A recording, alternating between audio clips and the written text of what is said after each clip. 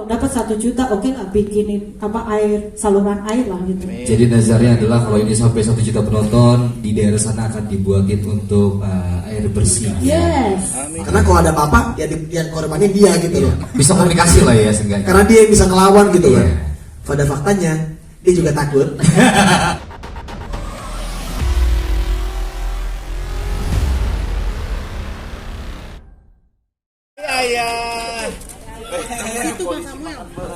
Bayinya harusnya di tengah. Nah, gitu. Tepuk tangan dulu dong. Luar biasa. Oke, para pemain, produser, eksekutif produser, sutradara sudah hadir di tengah-tengah kita hari ini. Kita juga akan mempersiapkan beberapa pertanyaan untuk para pemain dan juga eksekutif produser, staf produser, dan juga nanti teman-teman media yang ingin bertanya nanti kita kasih kesempatan untuk bertanya. Dan mungkin ya, oh iya Bapak Agus, kita persembahkan ini dia Bapak Agus sebagai kreatif produser kita. Tepuk tangan dulu dong untuk Bapak Agus sebagai kreatif produser kita.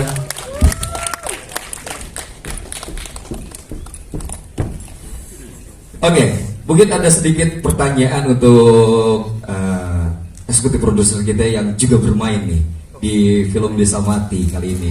Mungkin bisa ceritakan soal Desa Mati the movie. Ya, tapi aku mau mempersingkat, Boleh. ya. Jadi kita itu terinspirasi dari banyaknya desa barat, ada di Jawa Tengah, di luar pulau pun ada di Majalengka, di Jogja. Di Jogja pun ada 2 setahu saya gitu. Jadi kenapa Desa Mati itu ada banyak di Indonesia? Itu karena ada yang karena natural disasters atau apa? Bencana alam. Terus ada juga karena infrastruktur yang susah untuk mencapai daerah tertentu kan. Nah, yang ada juga Desa Mati di Jogja itu karena kebetulan saya orang Solo, jadi saya waktu itu ikut jadi bala bantuan untuk gempa di Jogja, di Bantul. Nah, kemudian mereka dibangunin desa. Nah, desa darurat yang ditinggali mereka cukup lama. Nah, itu semua udah ditinggal sehingga jadi Desa Mati ya. Jadi sebetulnya yang disebut Desa Mati itu desa yang sudah ditinggalkan penduduknya. Nah, tapi ada juga penduduk yang masih tinggal di sana. Ada juga beberapa keluarga, cuma beberapa keluarga atau hanya 1 keluarga gitu kan, atau hanya orang tua kemudian habis. Dengan banyaknya desa yang tertinggal itu banyak sekali kalau kita googling, kita lihat di media sosial, di YouTube itu cukup viral gitu. Jadi banyak cerita yang terjadi. Nah, kita tahu ya kalau tempat kosong aja ditinggal itu apa yang terjadi gitu kan. Ya, saya nggak usah ceritain. Nah, kita semua ngerti lah itu yang ngeri-ngeri gimana gitu kan. Kemudian apalagi satu desa gitu, di mana ada bangunan, di mana ada tempat gitu, tapi kosong udah ditinggal gitu. Kalian bisa search juga di Google, di berita-berita yang nyata memang ada gitu. Nah, itu yang membuat kita terinspirasi. Jadi dari sutradara, penulis, kemudian dari tim saya termasuk Philip, Ringga, Sipu juga kita sangat menarik nih, kita mengangkat cerita tentang desa yang tertinggal. Karena desa yang tertinggal ini pasti ada sesuatunya kan. Nah, termasuk desa yang ada di salah satu daerah ya, di Majalengka, desa yang ada di Jogja, itu ada juga anak kecil yang ada beritanya ya, itu yang anak kecil gadis tinggal di sana sendirian. Nah, itu entah ya kenapa dia tinggal sendirian, atau dia terjebak, atau dia memang harus tinggal di situ. Nah, itu yang membuat kita terinspirasi untuk membuat cerita Desa Mati the movie. Oke, jadi Desa Mati ini terinspirasi dari beberapa kejadian ya, yang akhirnya desa itu jadi mati, tidak ada penghuninya ya. Ada penghuni atau hanya mungkin satu. Oke, nah untuk ide cerita sendiri nih, Kak Olive sendiri yang membuat Desa Mati the movie ini? Bukan, sebetulnya begini, saya adalah sebagai salah satu pembuat cerita, ide cerita yang kita kembangkan ya, yang kita kembangkan bersama-sama dengan penulis pasti ya. Kemudian juga dengan sutradara, dengan Mas Ipu, dan juga dengan tim kreator kita ya. Jadi kita research dulu dari beberapa desa mati yang ada di Indonesia dan berita-berita yang terjadi di desa mati tersebut. Gitu. Jadi itu kumpulan dari karya pemikiran kita. Oke, terima kasih. Saya akan bertanya ke direktur kita, Pak Sipu Grosso. Untuk lokasi syutingnya itu di mana? Dan kira-kira ada batasan atau rules yang harus dijaga nggak selama proses syuting? Karena kan itu lumayan, ini kan horor ya. Kira-kira ada apa nih? Jadi kita syuting itu di daerah Jogja, tepatnya itu di Gunung Kidul. Jadi kita syuting itu benar-benar di desa yang sangat-sangat pelosok. Sampai sinyal pun aja nggak ada. Ya, jadi mati beneran ya? Kalau Mati saya- gaya ya? Mati Kalau gaya saya ya? tambahkan ya, itu benar-benar desa yang mati sebetulnya, karena air aja nggak ada gitu, air aja kita air kada hujan gitu kan, Benar. parah sih. Dan juga apa namanya, tempatnya itu benar-benar mistis.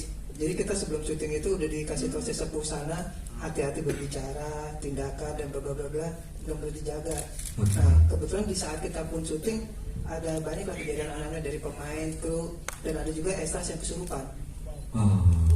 Berarti selama proses syuting itu ada yang jagain itu, ada hujan Ada sesepuh di sana yang Ada. buat inilah. buat jagain selama proses syuting ya. Ya. Nah itu tepatnya di daerah apa? Daerah Wonosari, Wonosari, Gunung Kidul ya. Gunung Kidul. Oke. Pengalaman yang nggak bisa Bapak Sibu lupain nih selama proses syuting itu pengalaman apa sih? Nah, kalau Yang menarik. Yang menarik itu di saat kita syuting hutan. Jadi di hutan itu kita begitu sebelum syuting dikasih tahu penjaga sana kalau hutan itu banyak ular. Oke. Jadi saat waktu kita syuting, waktu kayak saya di monitor gitu ngedirect. Jadi kalau dengan suara pesek, kaki udah naik. Takut ada ular. Oke.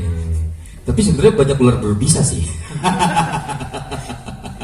Oke, terima kasih Mas Ibu. Nah, dari produser kita nih, dari Ringga dulu nih, Mas Ringga selaku produser. Ini kan sebagai produser, untuk harapan nanti ke depannya dari film Desa Mati itu gimana?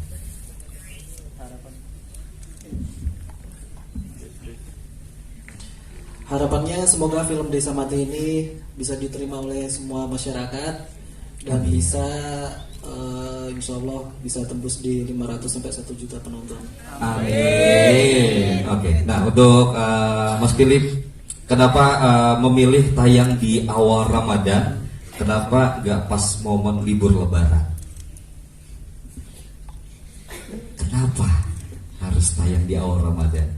Di awal Ramadan itu sesuatu yang bagus juga gitu kan. Emang sih beberapa pihak atau PH itu menghindari pas tayang di bulan puasa gitu. Tapi dengan kita sih optimis sih di tayang bulan puasa ini ya kita target harus sampai 500.000 penonton gitu. Amin. 1 juta. Amin. Pokoknya teman-teman media di sini jangan lupa untuk bantu promo kita ya selama ini tayang. Setuju? Setuju. Nah, cakep. Oke. Oke, dan saya akan bertanya ke dilihat kan udah tahu bapaknya siapa, anaknya siapa gitu ya. Kebetulan juga mungkin nggak familiar kalau saya juga punya anak perempuan gitu ya. Jadi kalau dibilangin susah memerankan semua proyek udah pasti susah kalau tidak dikuasai. oh, kalau nggak riset. Hanya karena ini ibaratnya kalau lari 100 meter 50-nya udah nyolong. Oh. Jadi tinggal sisa 50.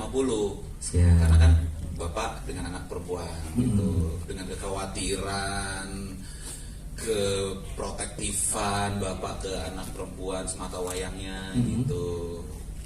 Mana ya anak gue? Oh, Sebelah Pak. enggak kelihatan. Sebelah.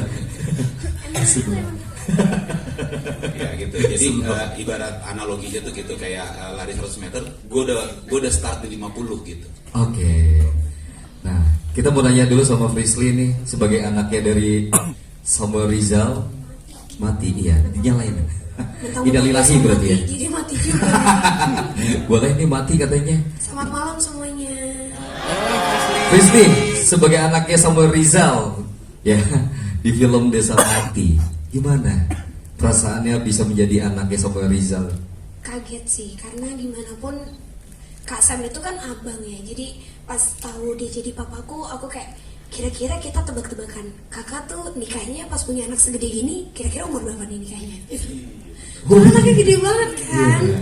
Iya, cuma kalau kalian nanti muncul pertanyaan, ini papanya tinggi, mamanya tinggi, kok anaknya pendek? Karena Ya. gimana Pak jawabnya?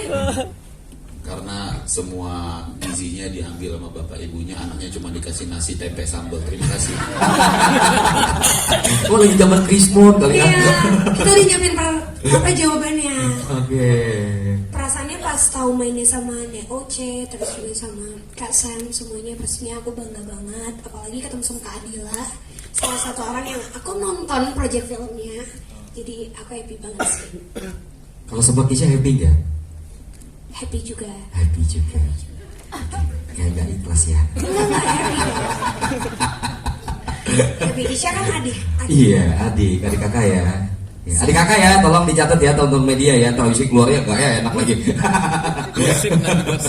Oke, saya mau tanya sama Ehan Brenda nih. Jadi kan tadi sebagai Lintang ya anaknya dari Samuel Rizal. Nah, Ehan berperan sebagai Dimas. Ini kan dari konten creator ya yang kita tahu nih. Terus terjun ke dunia film. Kira-kira adaptasinya seperti apa sih untuk terjun ke dunia film dari seorang konten creator? Ada perubahan nggak secara diri?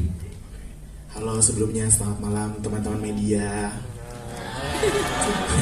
Agak deg-degan ya sejujurnya karena ini pertama kali banget aku berada di press conference seperti ini gitu. Untuk adaptasi ya dari konten kreator menjadi Seorang aktor. Menurut aku lumayan susah ya. Karena konten kreator kan itu kita produksi sendiri ya, dimana aku ngebuat konten sendiri gitu, semuanya produksi dengan diri sendiri gitu. Nah, Jangan sedih dong, jangan sedih. Kalau misalnya film itu kan produksinya dengan orang banyak, gitu. Jadi tantangan tersendiri sih buat aku, gimana caranya aku bekerja sama dengan banyak orang, gimana caranya aku bisa berakting di depan banyak kru dan segala macamnya. Jadi menurut aku adaptasinya cukup sulit, tapi di sini karena banyak banget yang ngebantu aku, mulai dari Faisley, Kak Samuel Rizal, terus habis itu ada KOC Kaligis juga. Salah. Coach Kaligis pacaran deh. Salah ya. Mas aku Bapaknya menjadi Coach Kaligis. Bapaknya pelep di bawah. Mohon maaf, itu bapaknya Samson ya? Belum ya? Ada Kesha Alvaro juga tentunya, terus Adila dan yang lainnya tentunya yang ngebantu aku di sini. Jadi adaptasi itu perlahan bisa aku hadapi. Gitu. Sebagai content creator dari sosok Brenda menuju ke sosok Dimas, itu gimana? Wow, cukup susah ya. Brenda kan yang biasa pakai hordeng ya di kepalanya ya kan. Benar. Terus tiba-tiba jadi Dimas gitu. Perlu ada latihan khusus gak? Lumayan. Lumayan. Jadi ketika jadi Dimas ini kan perlu karakter yang lumayan maco gitu kan. Maksudnya, gimana maconya gimana? Maco. Jadi ya gimana caranya aku bisa sih belajar itu dengan karakter si Dimas itu tadi. Tapi sebenarnya nggak jauh beda si Dimas sama Ehan ya, bukan Brenda. Ehan itu kalau sebagai content creator namanya Brenda. Iya, kalau Brenda memang agak lumayan gemulai gitu. Kalau misalnya si Dimas sama Ehan ini sebenarnya agak mirip karakternya, 11-12 lah. Laki gitu. Sama-sama suka main bekel, bola bekel gitu. Iya lagi. Gitu. Dengan Brenda. Kasih. Tapi informasi ya, Ehan tuh paling rajin sholat di selama situ. Amin. Imamnya tetap Kisha, makmumnya Ehan di belakang. Oke, terima kasih Ehan. Saya mau bertanya sama Adila dulu nih. Selamat malam. Adila sebagai seorang ajem di Desa Mati. Jadi di sini udah pada nonton semua kan ya? Udah. Nah, biasanya itu karakter aku sebelum-sebelumnya dari film horor maupun film drama itu peran aku selalu di zona aman, yaitu peran yang baik-baik gitu kan, bener-bener yang kalem. Nah, kalau di sini karena umur aku udah 30 juga, terus abis itu lawan mainnya yang jadi sahabat itu ada Keisha, Frisly, walaupun Ehan kita sungguhan ya Han ya. Oke. Kan 17 tahun kok dia. Nah, terus ada Sandra yang jadi Sandra. Iya. Nah, itu juga kan di bawah aku semua. Jadi gimana caranya aku inget-inget nih zaman dulunya nih waktu pas zaman-zaman aku kuliah karakternya gimana sih? Biar ngeblend sama mereka. Biar ya. ngeblend, bener. Tapi untungnya kita cepet banget dapat chemistry-nya semuanya. Siap, siap, Karena siap. mereka semua pada seru-seru. Seru-seru semua ya. Nah, saya sekarang mau nanya dulu nih sama yang paling muda, Nya Oce, silakan. Buat semuanya, saya anak yang paling muda, Oce Permatasari. Ingat ya, Oce Permatasari bukan Oce Iya, Kaligis bukan ya. Oce Kaligis ya. Tolong ya. Nya Oce, ada pengalaman unik gak sih selama proses syuting? Nya Oce sebagai siapa di sana? Nya Sekar ya? Iya. Iya, Ibu Sekar. Iya. Itu gimana? Nenek Sekar. Nenek Sekar itu gimana? Selama proses di sana ada pengalaman unik ya? Yang berkesan. Paling berkesan. Berkesan banget, aduh sampai sekarang pun tak terlupakan. Apa itu kalau boleh tahu? 3 hari aku callingan holiday. Holiday. Jadi kenapa callingan holiday 3 hari Nya Oce? Iya, 3 hari aku menjaga penginapan, nungguin cucu-cucu pulang. Oh, sudah pulang. Nenek tetap di sini. Belum syuting-syuting, ya.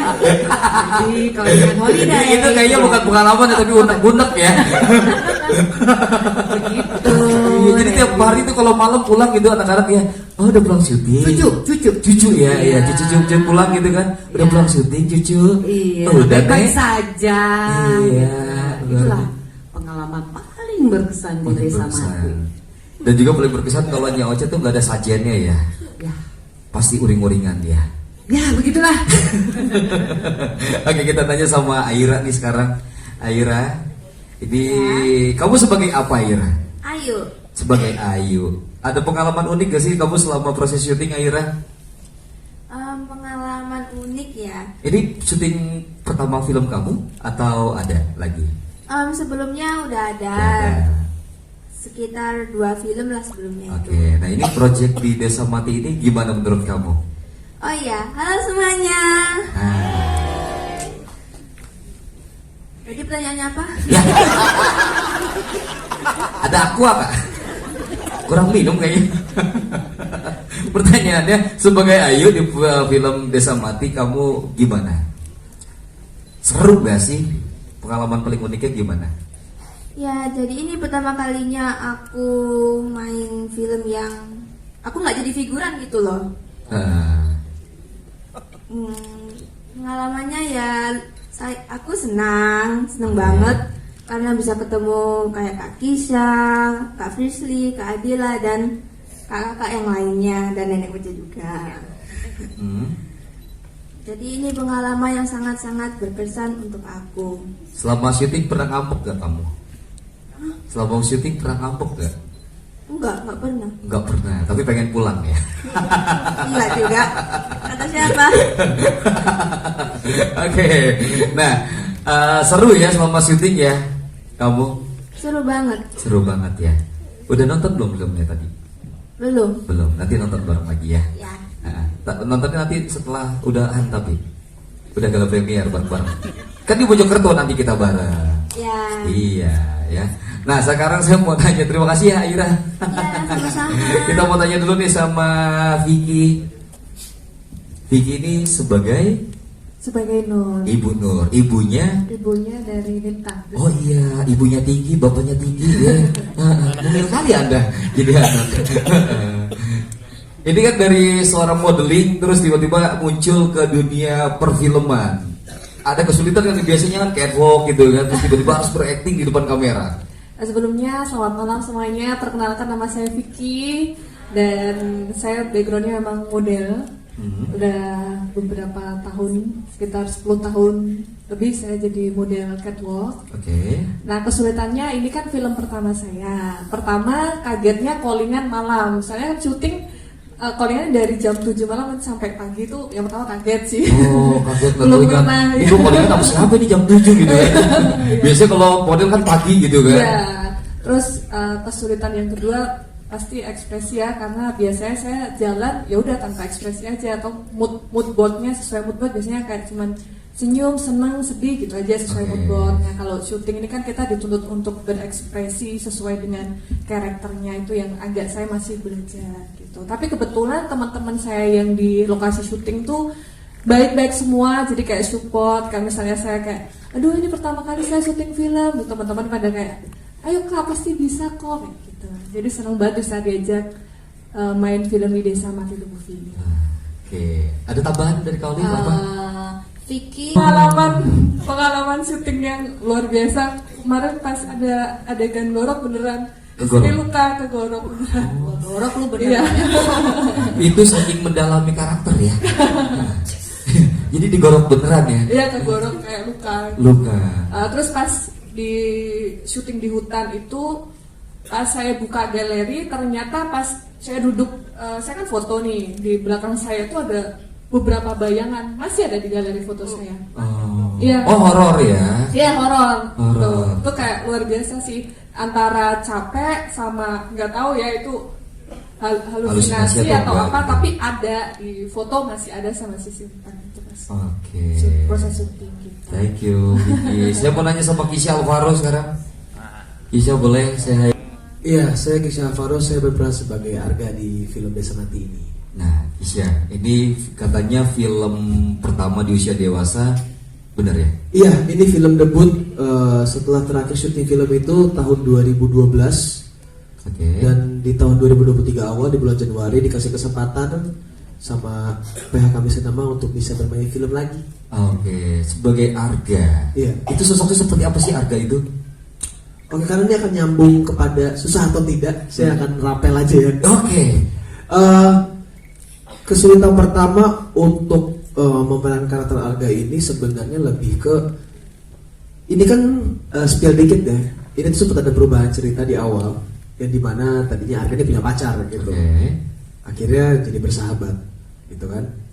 Nah menghilangkannya bagaimana adalah dengan yang kupikirkan itu bagaimana cara menghilangkan aura Kisha Alvaro-nya dulu nih. Karena ini film pertama kali ya. Iya, yang biasa kan digandrungi wanita, ini enggak gitu di film ini. Ada Ehan Brenda, Sri, ada Adila.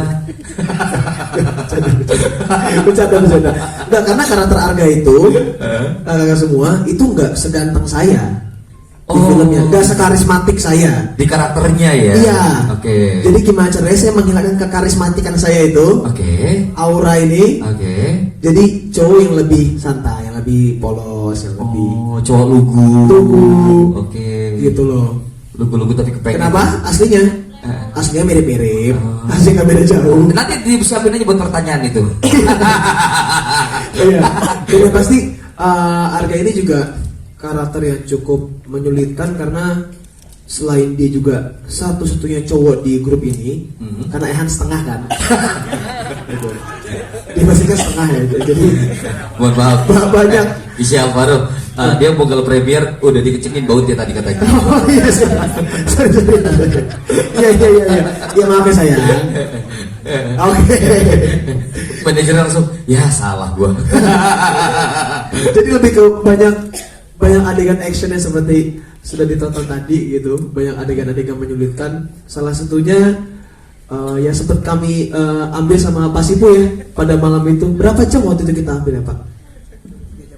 3 jam lebih untuk satu adegan. Satu adegan.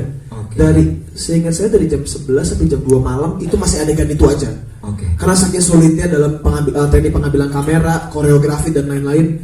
Dan pulang pun sih aku udah banyak luka di bagian tangan, kaki, karena adegannya jatuh-jatuh, berantem dan lain-lain. Nah, gimana rasanya dimasukin ke kandang babi beneran sama Frisly? Wah, ada tuh. Wah, seru gak? Pertanyaan sulit ini. Saya nggak nyangka ada pertanyaan ini. Coba apa ya? Gimana rasanya dimasukkan ke sebuah kandang kecil? Beraktingnya susah nggak tuh di dalam itu? Pada saat itu sih nggak susah karena membantu build up chemistry. Ketika di kandang babi berdua itu membantu chemistry saya sama Lintang sebagai sahabat ya. Sebagai sahabat. Garis bawahi ya teman-teman dia sahabat. Sebagai sahabat. Jadi karena itu juga cukup lama tuh pengambilan adegannya ya Pak. Cukup lama jadi banyak ngobrol sama Fris di sana gitu, terus ya build up chemistry intinya lah gitu. Oke. Build up chemistry. Seru tapi ya jadinya. Seru banget. Gak ada hal yang saya sesali selama syuting film ini. Mantap. Iya. Oke, luar biasa. Dan saya mau nanya dulu nih sama kreatif produser kita nih, ada bagus. Ini selaku kreatif produser. Nah, kira-kira gimana nih dengan Desa Mati ini? Mungkin bisa disampaikan ke teman-teman media. Sebagai kreatif sih kita sih mengimplementasikan yang kan banyak orang dengar yang sudah dibilang tadi dengan Bu Alif kan. Oke. Masalah cerita kita itu cuma kita sih mengimplementasikan dengan tim produksinya aja. Oke. Dengan kru, dengan pemain, lokasi semuanya. Oke. Kenapa memilihnya waktu itu di daerah Gunung Kidul? Karena lebih unik dan klasiknya di daerah sana. Lebih Desaannya. biar lebih dapet ya vibes-nya ya. Kalau Jadinya. daerah sini kan udah lebih modern. Oke. Dan sana emang unik banget sih tempatnya. Unik dan benar-benar itu tempatnya itu emang benar-benar The best. Jadi kita kalau nyari sinyal harus beli mie dulu ya. Iya. Jadi di sana ada warung dan ada cuma 2 rumah ya. Iya. Ya. Ada 3 rumah dan itu ada satu yang bisa pakai wifi rumahnya. Jadi kita kalau mau minta internet harus beli mie dulu. Dan udah itu kalau hujan becek. Iya. Jadi Soalnya kita waktu itu hujan. masih batu dan masih tanah ya. Iya, masih batu. Dan kondisinya sering banget hujan kalau nggak salah. Hujan. Nah itu gimana tuh? Ya alhamdulillah sih berkat kerja sama teman sih hasilnya nggak terlalu ini sih, nggak terlalu jadi kendala. Oke, siap. Nah kita terima kasih Pak Agus. Saya mau ngobrol yang paling lucu di film ini. Menurut saya sih dilihat dari pengalaman aktingnya yang luar biasa dan mereka juga kan udah terbiasa ikut sinetron ataupun film lainnya. Kayaknya dari karakter mereka ini mereka mampu untuk menghidupkan karakter di Desa Mati sih. Oke. Kaget saya dicolek dari bawah. Oke. Nah, ini juga saya akan panggilkan. Ini adalah salah satu pengisi soundtrack film Desa Mati ya. Kita boleh undang dulu nih ada 2 lagu yang aku isi. Oke. Lagunya judulnya apa aja kalau boleh tahu? Yang pertama Kelam. Oke. Yang kedua Baby I Love You. Baby I Love You. Nah, ini kan Kelam kayaknya mistis banget gitu ya. Itu pendalamannya selama bikin lagunya gimana, Cia? Memang awal-awal aku cukup excited sih begitu ditawarkan oleh bapak produser untuk bikin soundtrack horor. Karena mula-mula tuh aku memang biasanya bikinnya lagunya pop, sweet pop. Nah ini buat jadi tantangan aku sendiri, gimana caranya lagu ini tuh bisa terdengar horor tapi tetap ada sisi dari popnya. Oke, jadilah lagu ini Kelam. Gitu. Udah nyaman. Berarti saya aja yang duduk biar saya nyaman juga. Nah, iya, tahu aja. Iya. Betul. Ya, untuk proses pembuatan lagunya sendiri berapa lama? Pembuatan prosesnya ini 2 minggu. 2 minggu? Iya, 2 minggu. Kesulitan nggak selama proses pembuatan lagu? Enggak sih, enggak ada kesulitan karena memang udah biasa aku bikin lagu songwriter gitu. Iya. Oke, thank you Cia. Kita akan buka sesi pertanyaan buat teman-teman media yang ingin bertanya. Silakan. Boleh pinjam mic-nya satu. Emang kita bikin mau ada sequelnya sih. Jadi nggak semuanya itu kita gambarin. Nah terus juga kedua, kalau kita terlalu sadis, kita juga dari segi penonton tuh pengen awalnya itu emang 17 plus. Kita mau pengen turunin biar agak komersil jadi ke 13 plus. Jadi yang sadis-sadis itu agak kita kurangin. Gitu. Oke. Mungkin Mas Philip mau tambahin? Mas Philip boleh tambahin? Ya, saya Olivia Irawansyah. Ya, Kak di Olivia. sini sebagai eksekutif produser, kemudian sebagai storyteller dan juga sebagai hantu bulan. Ya, saya yang menyeramkan ya. Bagian nggak tahu nih dikerjain sama Sipu, saya yang paling jelek gitu kan. Hantu cantik. Oke, thank you. 1 juta. Siap. Itu sebetulnya yang kita bawa di sini Desa Mati itu sebetulnya sangat gore gitu ya.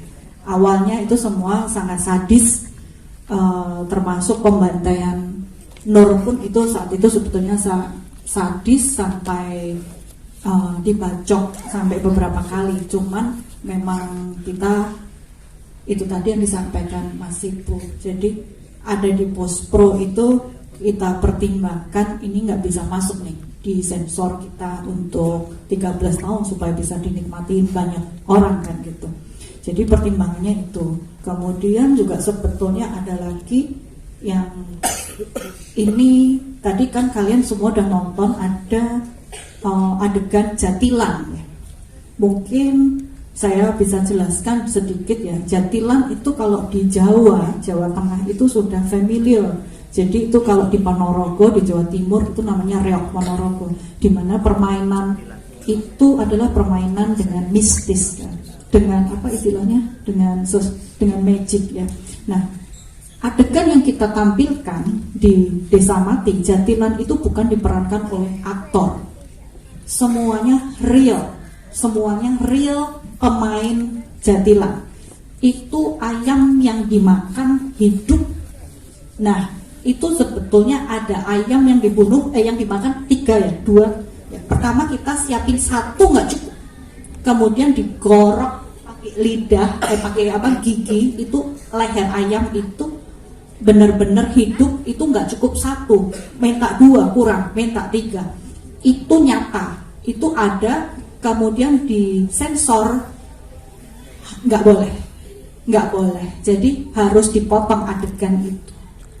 Oh, dari LSF. Iya, karena memang itu mengerikan, tapi memang itu nyata, bukan ada pemain, itu bukan aktor, itu benar-benar dimainkan oleh pemain jatilan yang 2 minggu atau setelahnya meninggal ya.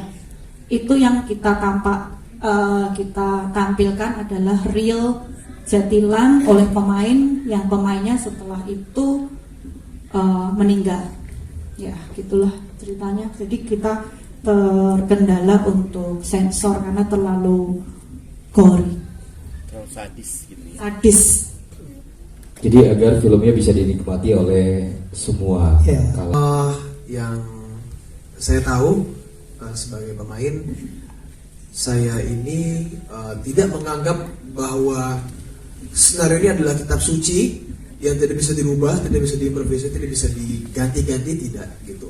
Tapi memang pada saat itu kenapa tidak ada adegan kalau si Arya ini menutup matanya Dimas, walaupun menurut saya itu juga penting gitu. Itu kan menunjukkan salah satu scene yang akan menunjukkan bahwa persahabatannya dan rasa sayangnya si Arya kepada Dimas juga sebesar itu. Kenapa tidak diadakan?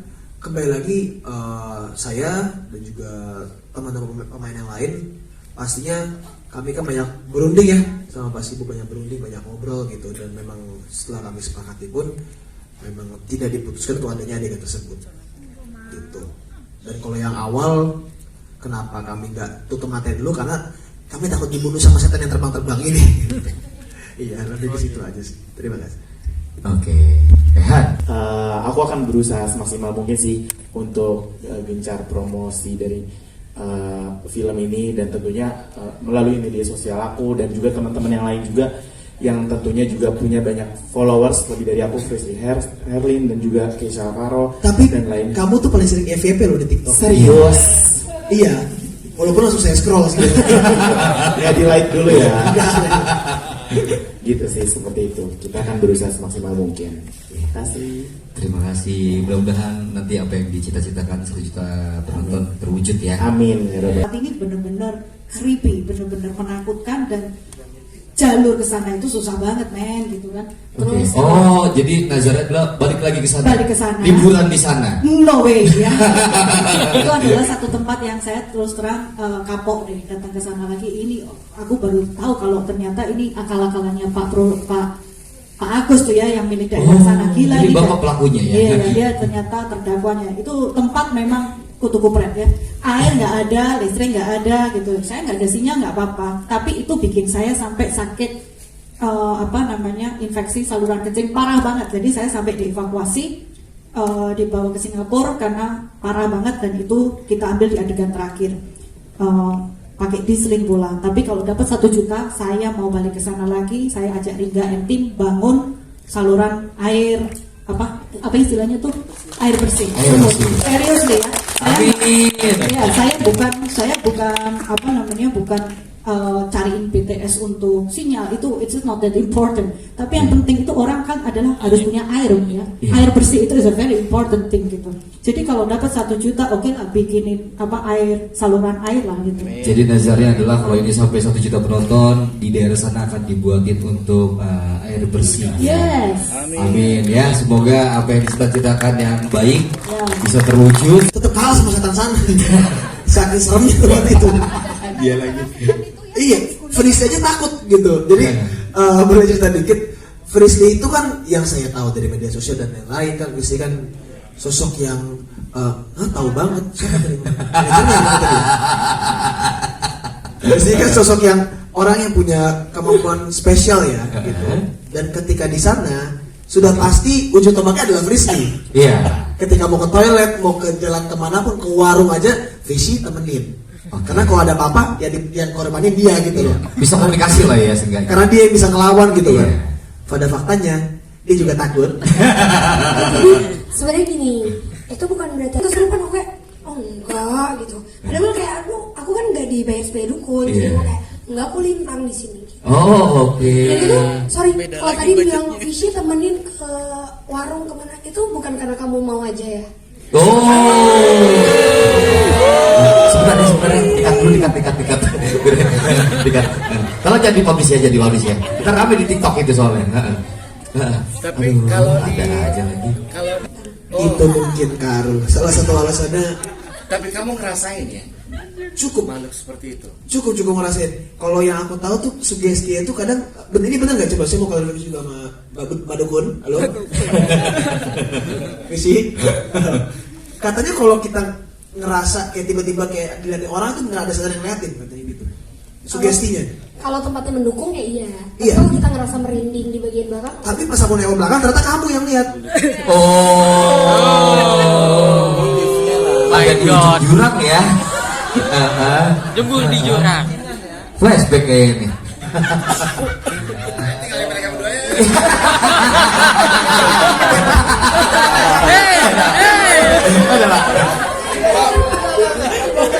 Iya, jangan Pak. Iya. Jadi sebenarnya kisah horor apa kisah drama romantis ya? Ada waktunya. Bapaknya marah. Oke, kita ada satu pemain lagi nih yang baru saja hadir, ada Syakira. Baru nyampe biar langsung napas gitu, napas ngomong. Sosok Sandra itu orangnya playful, baik. Oke. Cuman mood swing. Oke. Moody. Di film itu ya? Iya, di cerita ini dia tuh mood swing dan sedih, banyak sedihan di dirinya sendiri gitu loh. Oke. Capek gak meranin sosok Sandra? Karena kan mood swing tuh, ya kan? Enggak sih. Enggak ya? Happy ya? Iya, happy. Oke, kita buka lagi nih pertanyaan karena buat teman-teman. Di Jogja itu ada beberapa lokasi. Cuman kita kan karena kebutuhan gambar supaya gimana secara sinematiknya juga gambar itu bagus, mendukung. Terus kira-kira juga menyamai Desa Mati yang selama ini yang ada di media atau di medsos. Nah, ini kita cari akhirnya kedapat di situ, meskipun itu perjalanan untuk ke sana itu memang susah.